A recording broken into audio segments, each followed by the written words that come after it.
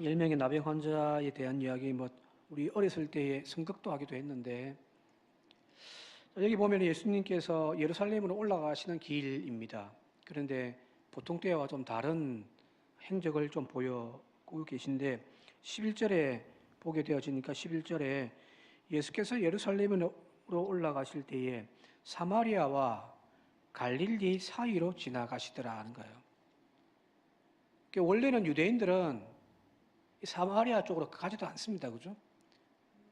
그쪽은 이방인의 땅, 부정한 자의 땅이라고 해서 그걸로 가지도 않고, 보통 이제 요단강 쪽으로 해가지고 내려와서 이렇게 예루살렘으로 올라가는 길로 택하는데 빙 둘러가지만, 근데 예수님은 다른 복음서에 보면은 사마리아로 그냥 지나가 버리시잖아요. 그죠? 그죠? 그런데 오늘 본문에서는 또 특이해요. 사마리아와 갈릴리 사이에 경계선을 따라가시더라는 거예요. 거기에서 나병 환자 10명을 만나게 되어지고 그들이 예수님을 향하여 우리를 불쌍히 여겨달라고 외칩니다. 자, 여기 왜 굳이 불편하게 경계선 따라갈까요? 바로 이 경계선이라는 것이 유대인도 또 사마리아인도 아닌 것, 경계선에 서 있다라고 하는 것은 이쪽에도 외면당했고 저쪽에도 외면당했다는 거잖아요. 그죠? 여기도 들어가지 못하고 저기도 들어가지 못하는 사람들. 왜요? 왜 그렇습니까? 그들이 나병 환자들이기 때문입니다. 그들은 그 공동체에서 버림받은 거예요. 쫓겨난 거란 말이에요. 전염병이라고 생각을 해서 성문 안으로 들어오지도 못하는 겁니다. 그래서 이쪽에도 소속되지 아니하고 저쪽에도 소속되지 아니한 사람들, 경계선에 서 있는 사람들에게 같다라는 의미로 보는 것이 맞을 거예요. 그죠?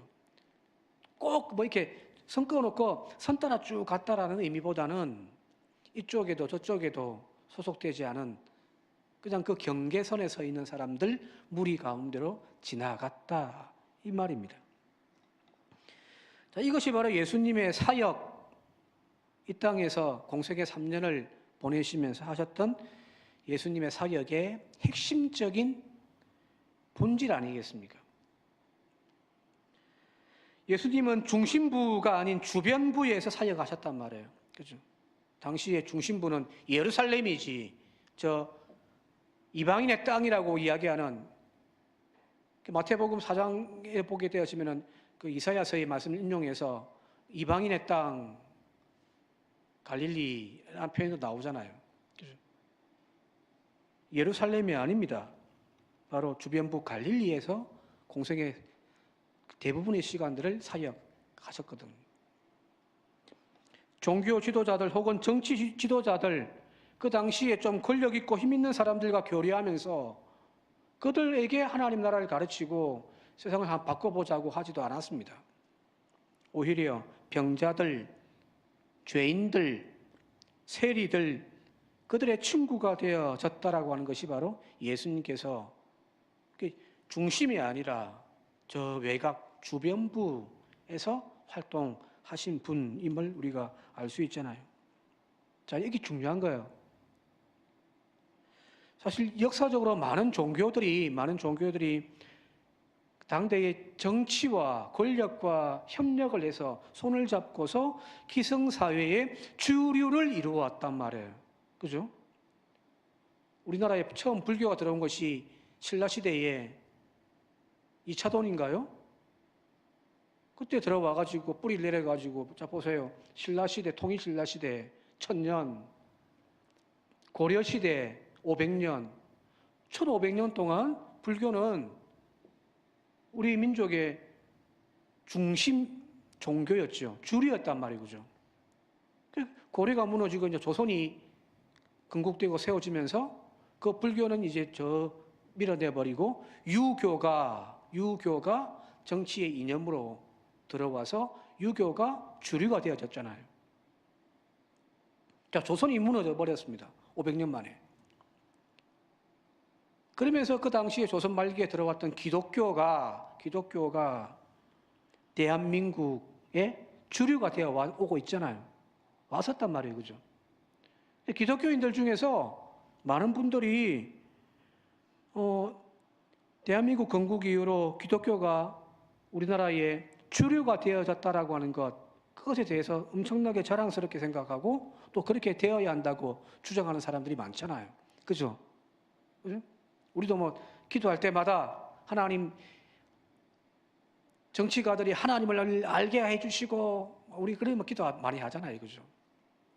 자, 그런데 종교가 권력과 손을 잡고 주류가 되는 순간부터 종교는요, 그 본연의 본분을 망각해 버립니다. 쉽게 이야기하면 종교가 타락해 버리는 거예요.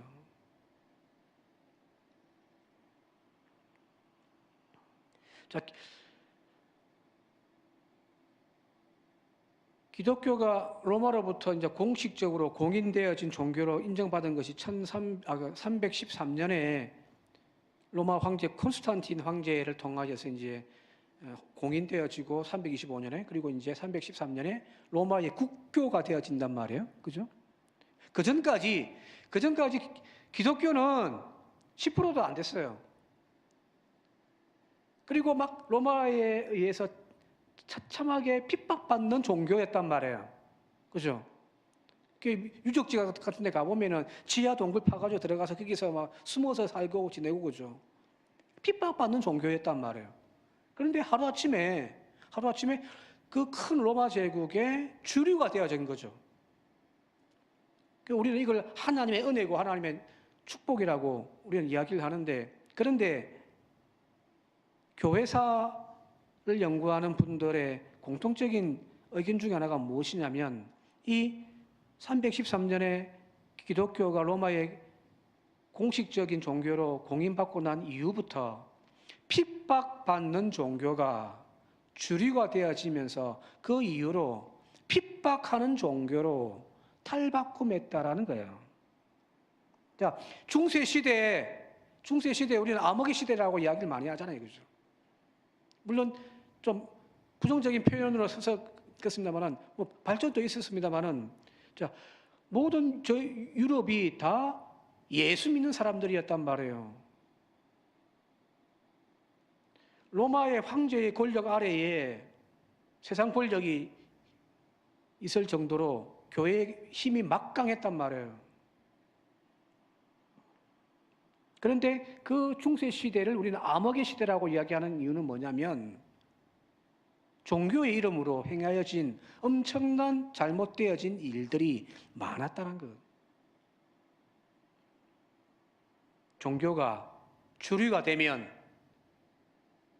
권력의 자리에, 힘의 자리에 가 서 있으면은 종교는 타락할 수밖에 없습니다. 여러분들, 기독교는 주류의 종교, 중심의 종교가 아니에요. 성경을 읽을 때 이 성경에서 계속해서 주님께서 이스라엘 역사를 통하여 보여주는 그것은 무엇이냐면은, 하나님을 믿는 신앙은 주류의 종교가 아니라 주변부의 종교인 거잖아요. 한번 물어봅시다. 이스라엘 백성들이 하나님을 믿는 유대교의 첫 출발점이 되어졌잖아요. 그죠? 아브라함 이후로 모세를 통하여서 이제 본격적으로 유대교라고 하는 것이 탄생했단 말이에요. 자, 이 유대교를 믿는 사람들, 그 유대교의 주를 이루고 있던 사람들의 특징이 뭐예요? 권력을 잡았던 사람들입니까? 돈이 많았던 사람들인가요? 힘이 있었던 사람들인가요? 아니에요. 애굽에서, 이집트에서 노예였던 사람들이에요. 기독교의 뿌리라고 이야기하는 구약 시대에 그 신앙의 첫 출발점은 노예에서부터 해방되어진 사람들의 종교예요. 예수님, 새로운 이제 기독교가 다시 탄생되어지는데 예수님의 행적도 가만히 보세요. 주류에 붙어가지고 힘 있는 자와 함께 세상을 한번 바꿔보자고 하신 것이 아니라 철저하게 힘없는 주변부의 사람들 찾아가서 그들을 일으켜 세워 하나님 나라의 주인공이라고 이야기를 하시는 그런 종교가 바로 기독교예요. 주류가 아닙니다.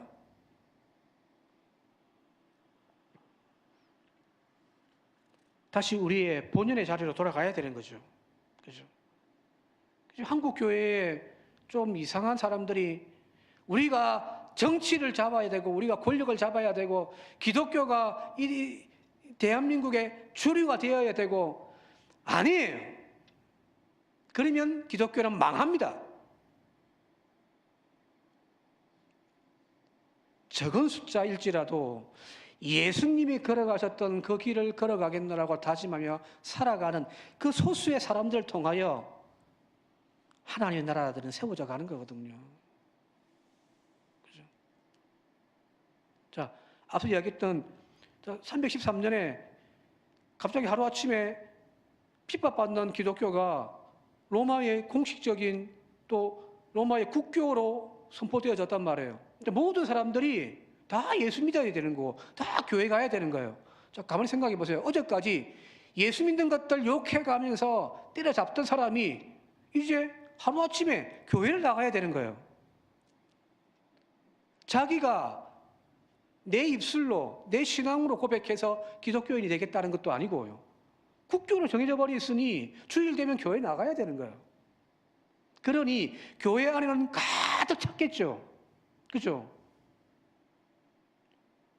공식적인 이제 종교가 되어졌으니, 국교가 되어졌으니, 아이들은 태어나면 무조건 교회 가서 세례를 받고 죽으면 무조건 교회 가서 장례 치료되는 거예요. 그러니 교회 안에는 가득 차 있었습니다. 근데 문제는요, 그들의 신앙이 온전했겠습니까? 어제까지 예수 믿는 것들 욕해가면서 하나님이 없다고 외쳤던 사람들이었는데 어쩔 수 없이 그냥 여기 나와 앉아있단 말이에요. 그러니 교회의 질이 뚝뚝뚝 떨어지는 거죠. 숫자가 중요한 게 아니에요. 힘이 중요한 게 아닙니다. 돈 많은 사람이 교회에 있으면 그 교회 좋겠지. 그것도 아니에요. 진짜 예수의 정신으로 살겠다라고 다짐하는 그 소수의 사람들 통하여 하나님 나라를 세워져 가는 거거든요. 오늘 기독교가 다시금 주류가 아닌 주변으로 돌아갈 수 있기를 바랍니다. 오늘 여기 예수님이 이제 뒷부분에 보게 되면 18절에 돌아온 사마리아인을 향하여서 그를 향한 이방인이라고 이야기를 하잖아요. 그죠? 사마리아인이라고 표현도 안 해요. 이방인이라고 이야기를 한단 말이에요. 근데 이 쓰여진 이 이방인이라고 하는 단어가 알로게네스라는 단어예요. 알로게네스. 딱 복음서에 여기에 딱 한 번 나와요. 근데 이 단어가 성경책에서는 복음서에서는 딱 한 번 나오지만 이 단어는 익숙한 단어예요. 그 당시의 유대인들에게는요. 왜 그러냐면 그림 한번 보여주시겠습니까? 저기 이제 예루살렘 성전 들어가는 길이라고 보시면 될 거예요. 그 성전 입구에 성전 벽에 편말이 하나 붙어 있는데 그 편말에 뭐라고 되어 있냐면은 어떤 이방인도 여기 이방인이 바로 알로게네스예요. 어떤 이방인도 성전을 둘러싼 이 울타리와 담 안으로 들어오지 말라. 만일 들어오는 자가 붙잡히면 그 자신이 죽음을 초래한 책임을 지게 될 것이다. 무슨 말이냐면 이 담 안에 들어오면 성전 이 울타리가 있는데 벽이 있는데 이 벽 안으로 들어오는 이방인은 죽임을 당할 것이다.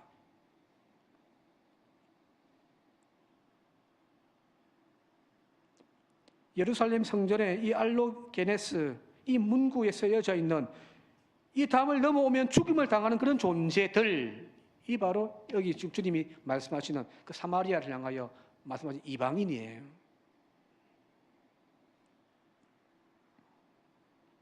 지금 예수님은 그들을 찾아가시는 것이고 예수님은 그들을 치유하여 고치신 거란 말이에요. 그죠? 예수님에게는 그 담을 허무르는 분이란 말이에요.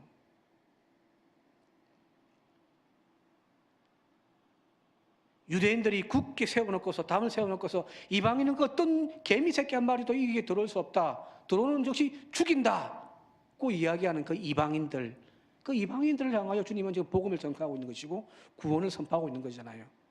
너 이방인이여, 네가 네 믿음으로 구원받았다. 오늘날 한국 교회의 현실이 어떻습니까? 교회와 세상의 담을 다 철저하게 지금 쌓아놓고 있잖아요, 그죠? 전도해야 되니 뭐냐라고 이야기하지만 목사들의 많은 메시지에서 우리는 의롭고 이 교회 밖은 불의하다, 죄인들이라고 그렇게 이야기를 하고 있단 말이에요. 거기에 도취되어진 정신 나간 어떤 교인들은 가다가 뭐 지하철역에서 스님에게 소리 넘고 막 축복기도 하고 예수 믿으라고 막 해버리는 그런 무례함도 행한단 말이에요. 담이 높으면 높을수록 그 안에 있는 이들은 그렇게 세뇌되어져 가는 거예요. 저기 교회 밖은 이방인들이란 말. 아니요. 주님은 지금 뭐 하시냐면 이 경계선을 그 이방인이라고 붙여놓았던 그 이방인에게는 구원이 없다라고 이야기를 하는 그 벽을 허무신 분이잖아요. 그죠? 그럼 교회가 해야 할 것은 그 벽을 허물어야죠. 세상과 교회 쌓여있는 벽을 허물고 세상으로 하나님의 사랑을 흘려보내는 존재가 되어야 되지 않겠습니까? 우리는 착각하지 말아야 합니다. 선을 걷고 여기 선 안에 있는 우리는 의로운 자들이고 선을 걷고 저 선 밖에 있는 저들은, 저 이방인들은 죄인이다라고 생각하는 그 생각부터 다 버리셔야 됩니다. 단지 교회 안에 있는 죄인과 세상 가운데 있는 죄인의 구별 뿐이에요. 예수를 먼저 믿은 죄인과 아직 예수를 만나지 못한 죄인의 구별이 있을 뿐이에요. 그죠? 한국 교회가 이 벽을 허물지 않으면은 희망이 없습니다. 왜요? 거기에는 주님이 없기 때문입니다. 계속해서 15절, 16절 같이 한번 읽어보도록 하겠습니다. 15절, 16절 읽겠습니다. 시작. 그 중의 한 사람이 자기가 낳은 것을 보고 큰 소리로 하나님께 영광을 돌리며 돌아와 예수님의 발 아래에 엎드려 감사하니 그는 사마리아 사람이라. 10명이 갔는데 가서 제사장에 보이라고 하는 그 말씀에 순종하여 10명 다 갔는데 가다가 고침받았단 말이죠. 그런데 고침받은 그 9명은 계속해서 이제 제사장에 보이기 위하여 성전으로 갔고 여기 오직 한 사람 사마리아인만이 돌아왔다는 거예요. 그죠? 여기 돌아오다는 말이 히포스트레포라고 하는 단어인데 이 단어가 어떤 가다가 방향을 턴했다라고 하는 방향 정환의 의미도 있습니다만은 그 구약을 헬라어로 이렇게 번역한 유명한 그 70인역이라는 것이 있습니다. 거기에 보게 되어지면 이 단어는 회개하다라고 하는 단어로도 사용되어지고 있거든요. 메타노이라고 하는 회개라는 단어도 있지만 이 도라스다라고 하는 이 단어가 바로 회개하다라는 의미도 있더라는 거예요. 사마리아인의 행동은 단순하게 가다가 길을 돌아서서 와가지고 예수님께 인사했다, 감사했다 이 차원을 넘어서서 그의 삶 자체를 완전히 이제는 턴해가지고 하나님께로 돌아왔다는 이야기거든요. 보통 우리 이 이야기할 때 그저 추수감사주일이나 맥주감사주일날 고침받은 것에 대해서 감사하는 자가 되자. 9명은 감사하지 못했는데 1명이 이 사람은 감사하지 않았느냐, 감사하는 인생이 되자. 물론 그건 틀린 것은 아니겠지만 그것 단계를 더 뛰어넘어야 되는 거예요.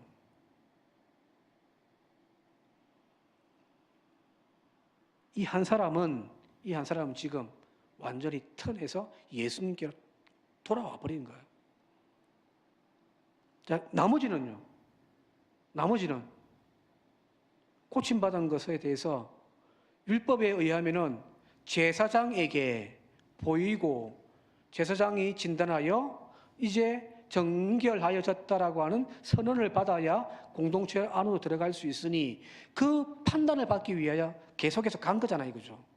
그죠? 이 감사의 차원이 문제가 아니라 이들이 왜 감사하지 않았겠어요?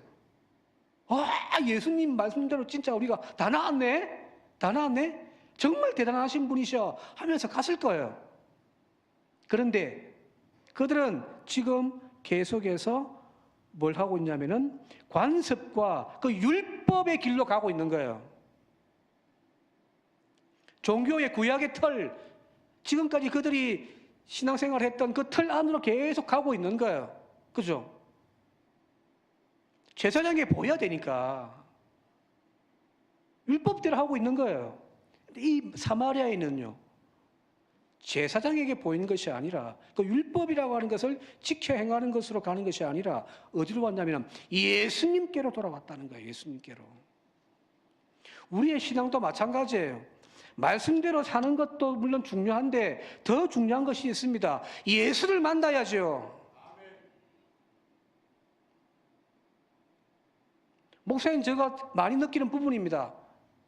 제가 뭐 틀린 말 합니까? 그죠? 강단 서서 하나님 말씀 전한다고 이렇게 막 이야기를 하는데, 그런데 가끔 저는 묻습니다. 너 예수 믿냐? 너 예수 만났냐? 오늘 전하는 이 말씀 속에서 교인들에게 은혜로운 좋은 이야기를 하는 것 같은데, 내가 전하는 이 말씀 속에서 나는 예수를 지금 만났냐 말이에요. 예수 만나지 못하고 행하는 그 모든 종교적인 행위들, 관습대로 쫓아왔던 그 행위들, 그게 아니라 삶을 터내서 예수를 만나는 것, 그게 제일 중요한 거 아닌가요? 그것이 구원인 거죠, 그죠? 그게 구원이에요. 교회 나와가지고 앉아있고, 회장을 하고, 구역장을 하고, 목사를 하고, 아니, 그게 의미가 없는 거예요. 그 속에서 예수가 있냔 말이에요, 예수가 있냐. 10년, 20년, 30년 평생 교회 다녔다가 중요한 것이 아닙니다. 예수가 있냐. 오늘 저와 여러분들이 그 예수를 만나는 저와 여러분들이 되시길 바랍니다. 마지막에 19절에 같이 한번 읽고 마치도록 할게요. 19절입니다. 시작. 그 믿음이 너를 구원하였느니라. 다른 사람들에게는 구원이 없었어요. 치유의 역사는 나타났지. 기적은 나타났지. 하나님의 은혜는 입었지. 그러나 그들에게는 구원은 없는 거예요. 구원은 뭐예요? 삶을 돌이켜 예수에게 나아가는 겁니다. 그때 진정한 구원의 역사가 이루어져 가지 않겠습니까? 진짜 기적은 내가 예수 믿고 부자 되어지고 고통에서 벗어나고 나의 불치병이 치유되어지고 낫는 그것이 기적이 아니라 진짜 기적은요, 내가 예수 믿은 거예요. 내가 예수 만난 거. 그죠? 오늘 우리 인생에 이 진짜 기적을 경험하는 저와 여러분들이 되시길 바랍니다. 안타까운 것은 많은 사람들이 교회를 나온다고 하지만 우리 한국 교회에 교인들 숫자가 몇 명이니 막 자랑을 지금까지 했지만 정말 진짜 예수의 정신으로 살려고 몸부림쳤던 교인들은 얼마나 될까? 한번 우리 스스로가 되물어 봐야 되는 거죠. 그죠? 여전히 나는 예수와 멀어지면서 신앙의 어떤 관습과 율법으로만 쭉 나아가고 있는 것은 아닌지 이제 돌이켜서 예수께 나아가 주님 앞에 무릎 꿇는 우리 모두가 되시기를 주님의 이름으로 축원드립니다. 함께 기도드리겠습니다. 아버지 하나님, 교회가 세상의 중심부에서 자리 차지하며 세상의 부러움을 쌓는 것으로 우리의 신앙의 목적을 삼지 않게 하여 주옵소서. 2000년 역사 가운데서 종교가, 교회가 세상의 권력과 손잡았을 때 어떻게 타락했는지를 깨닫게 하여 주옵소서. 우리가 나가야 할 곳은 세상의 가장 높은 저 산 꼭대기가 아니라 저 산 아래에서 오늘도 세상의 귀신 가운데서 붙들려 고통스러워하는 그 사람들 속에 들어가 그들에게 예수의 이름을 전거하며 그들을 변화시키는 일임을 깨닫게 하여 주옵소서. 특별히 하나님, 간절히 소망하옵기는 기적을 경험하고 은혜를 경험하고 축복을 경험하는 간증의 주인공도 좋지만 우리의 그 신앙의 진짜 예수의 은혜가 머물기를 간절히 소망합니다. 우리 교회에 많은 사람들이 모이는 것도 중요하겠지만 그 모이는 한 사람 한 사람들의 심령 속에 예수를 만나는 은혜가 회복되게 하옵소서. 예수님 이름으로 기도드립니다. 아멘.